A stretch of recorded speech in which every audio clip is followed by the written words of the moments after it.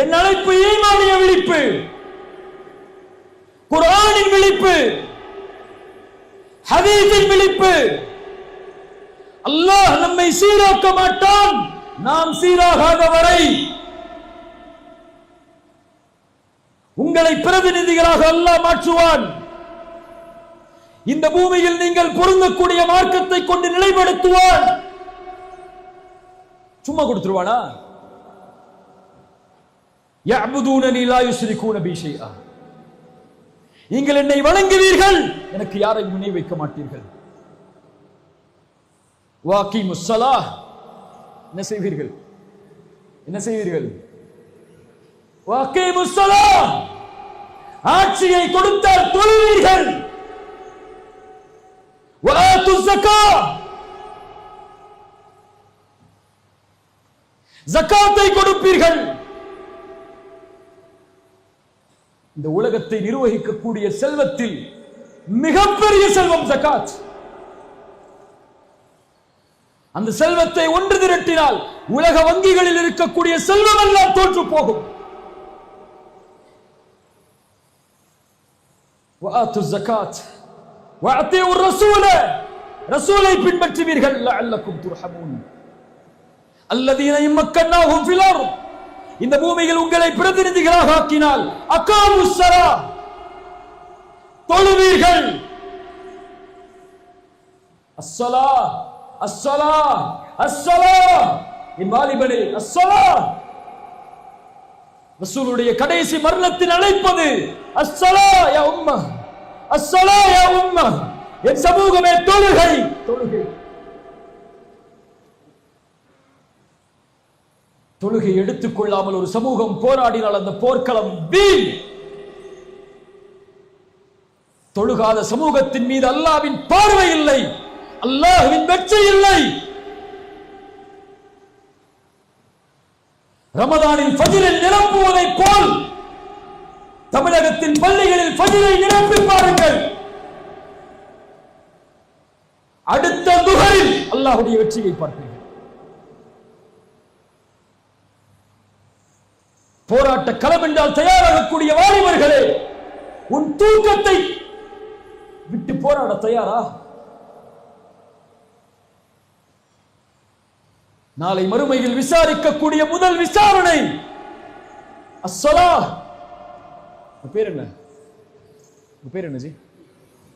ஹக்கீம் பாய், நாளைக்கு மறுமையில் அல்லாஹ் விசாரிக்கக்கூடிய முதல் விசாரணை அஸ்ஸலாஹ். பேர் என்ன? ராஃபியா. யா ராஃபியா, நாளை மறுமையில் அல்லாஹ் உன்னை விசாரிக்கக்கூடிய முதல் விசாரணை அஸ்ஸலாஹ். பேர் என்ன? ஹுசைன். யா ஹுசைன், நாளை மறுமையில் அல்லாஹ் உன்னை விசாரிக்கக்கூடிய முதல் விசாரணை அஸ்ஸலாஹ். யா அப்துல் பாசித், நாளை மறுமையில் அல்லாஹ் உன்னை விசாரிக்கக்கூடிய முதல் விசாரணை அஸ்ஸலாஹ். அது சரியானால் அல்லாஹ் அனைத்து செயல்களையும் சரிபடுத்துவான். அது சீர்கட்டால் எல்லாம் சீராகும், சீர்கடும். இந்த தொழுகையில் இந்த சமூகம் தன்னை சரிபடுத்தினால் அல்லாஹ் அந்த சமூகத்தை சரிபடுத்துவான். தொழுகையில் இந்த சமூகம் தன்னை சீர்கெடுத்தால் அல்லாஹ் அந்த சமூகத்தை கண்டுகொள்ள மாட்டான். குர்ஆன் எங்கே? ரசூல் எங்கே? ரசூலுடைய வாழ்க்கை நமக்கு தெரியாது. ரசூலுடைய வாழ்வு முறை நமக்கு தெரியாது.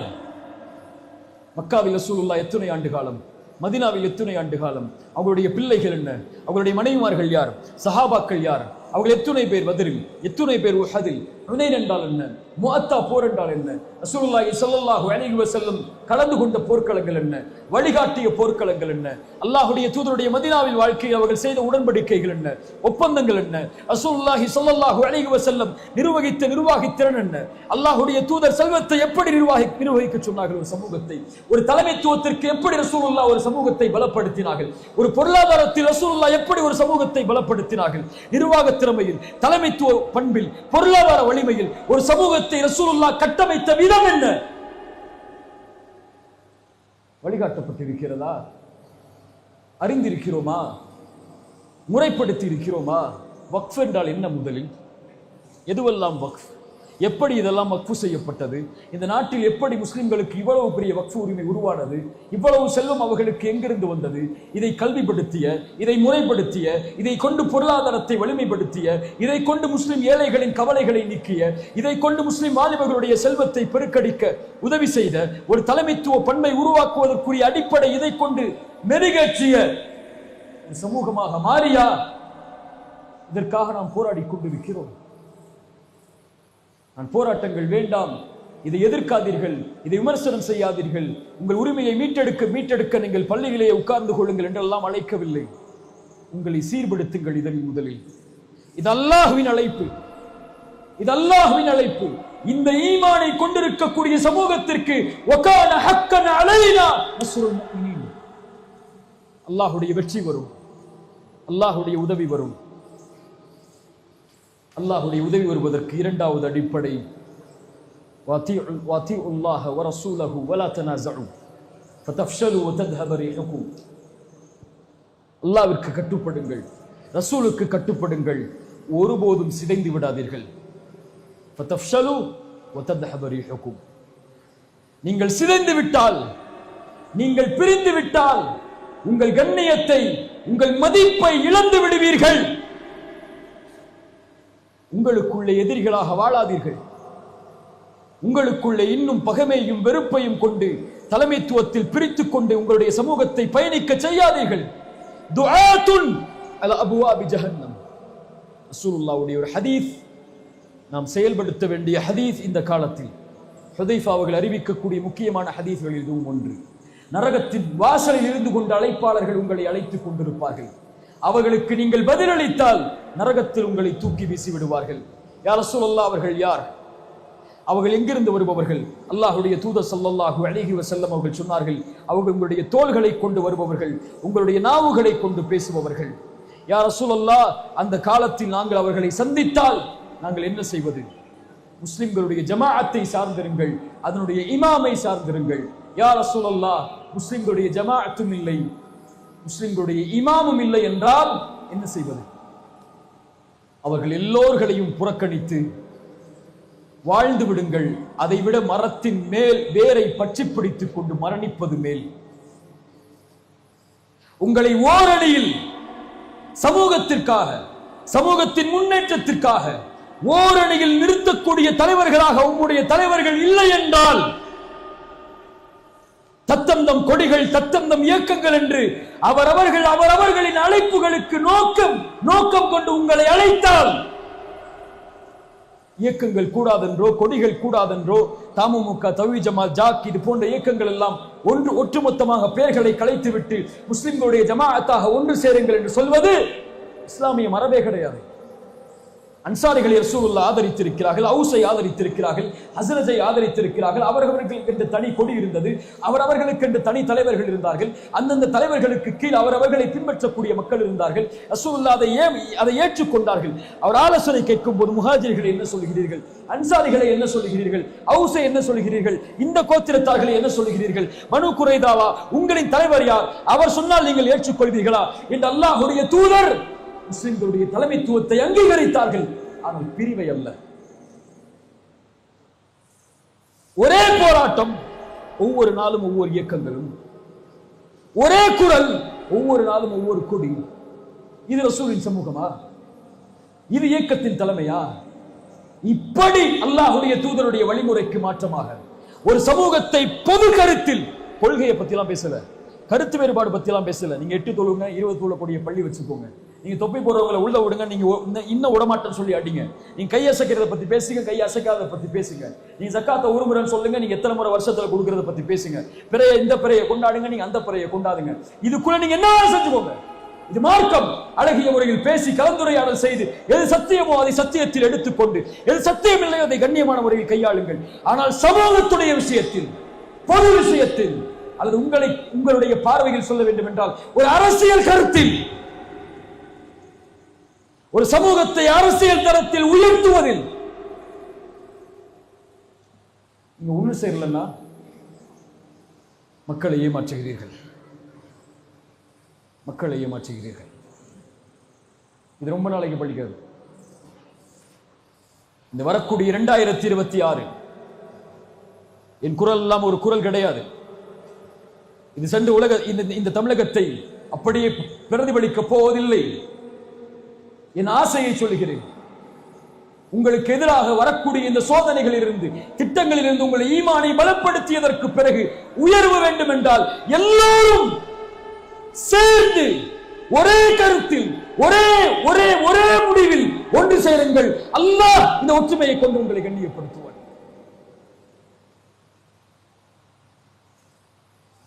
இல்லை என்றால் இந்த சமூகத்தின் ரசூலுல்லாஹி ஸல்லல்லாஹு அலைஹி வஸல்லம் உடைய மரணத்தின் செய்தியை ஒரு ஒரு ஒரு அறிஞர் அழகாக எழுதியிருப்பார்.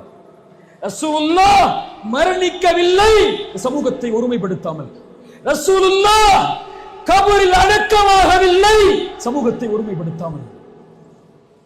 யா அஹி, ரசூலுல்லாஹி ஸல்லல்லாஹு அலைஹி வஸல்லம் மரணமாகக்கூடிய நேரத்தில் அபூபக்கரை தொழுகை நடத்த சொல்லுங்கள், அபூபக்கரை தொழுகை நடத்த சொல்லுங்கள், அபூபக்கரை தொழுகை நடத்த சொல்லுங்கள் என்று சொன்னதன் அடிப்படை என்ன? அவர்தான் அடுத்த தலைவர். நான் இருக்கும் வரை எவரும் தொழுகை நடத்த அனுமதி கிடையாது. அபூபக்கரை அனுமதித்திருக்கிறேன், இப்போது அபூபக்கரை அனுமதிக்கிறேன். தன்னால் முடியவில்லை, திரை அகல்கிறது, அபூபக்கர் தொழுகை நடத்தி கொண்டிருக்கிறார். ரசூலுல்லாஹ் அவர்களை பார்த்தார்கள். அபூபக்கரின் தலைமையில் ஒரு சமூகம் நிற்பதை அறிந்தார்கள், புன்சிரிப்பை செய்தார்கள், அறையின் கதவை மூடினார்கள், திரையை மூடினார்கள். அவர்கள் மரணமானது, அவர்கள் மரணம் ஏற்பட்டது. இல்லையா? சஹாபாக்களும் ரசூலை அடக்கம் செய்யவில்லை அபூபக்கரை கலீஃபாவாக மாற்றும் வரை. விமர்சனம் செய்வார்கள் வரலாற்றை எழுதுபவர்கள், ரசூலுடைய ஜனாசாவை வைத்துக் கொண்டே இவர்கள் தலைமைத்துவத்திற்கு ஆசை கொண்டார்கள் என்று. இல்லை, அல்லாஹுடைய தூதர் பழக்கிய உருவாக்கிய சமூகம் அது அல்ல. நான் இல்லை என்றாலும் என் சமூகம் ஒரு நேர ஓரணியில் நிற்பதற்கு ஒரு தலைமைத்துவத்தை உருவாக்காமல் என்னை அடக்கம் செய்து விடாதீர்கள் இந்த ரசூலுடைய வழிமுறை. சஹாபாக்கள் அதை பின்பற்றினார்கள், அது நடக்க வேண்டும் என்று எண்ணினார்கள். ரசூல் இந்த உலகத்தில் இருந்து பிரிந்து இந்த பூமிக்குள் புதையும் போது, அடக்கம் செய்யப்படும் போது அபூபக்கர் கலீஃபா. 1000 கருத்து வேற்றுமைகள் இருந்தது அன்சாரிகளுக்கு, 1000 கருத்து வேற்றுமை இருந்தது முஹாஜிர்களின் சிலருக்கும். முனாஃபிக்குகள் எழுந்தார்கள், அலியை பின்பற்றக்கூடிய மக்கள் எழுந்தார்கள். ஆனால் ஒட்டுமொத்த சமூகமும் ஓரணியில் சொன்னது. உமர் கைப்பிடித்து சொன்னார், அபூபக்கரே நீதான் கலீஃபா. ரலியல்லாஹு அன்ஹும் வரதா. அல்லாஹ் அவர்களை பொருந்திக் கொள்வானாக. கண்ணியத்துக்குரியவர்களே, கடைசியாக தௌபா, பாவ மன்னிப்பை கொண்டு நெருங்குங்கள் அல்லாஹுவை. ஒரு சமூகம் வெற்றி பெறுவதற்குரிய அடிப்படை தௌபா. குல் யா இபாதியல்லதீன அஸ்ரஃபு அலா அன்ஃபுஸிஹிம் லா தக்னது மின் ரஹ்மத்தில்லாஹ். வரம்பு மீறி பாவம் செய்த என் அடியார்களே, அல்லாஹுடைய அருளில் ஒருபோதும் நம்பிக்கை இழந்து விடாதீர்கள், ஒருபோதும் நம்பிக்கை இழந்து விடாதீர்கள். பாவங்களை குறித்துக் கொள்ளுங்கள், கஸாவை குறித்து கவலை கொள்ளாதே. தொழுகையை விட்டுக் கொண்டிருந்தால் அதற்கெல்லாம் நமக்கு உரிமை கிடையாது. கஸாவை குறித்து கவலை கொள்ளாதே பெண்ணே. ஹிஜாபை நீ பேணவில்லை என்றால், கஸாவை குறித்து கவலை கொள்ளாதே. உன் செல்வத்தில் ஜக்காத்தை நீ வெளியாக்கவில்லை என்றால், கஸாவை கொண்டு கவலை கொள்ளாதே.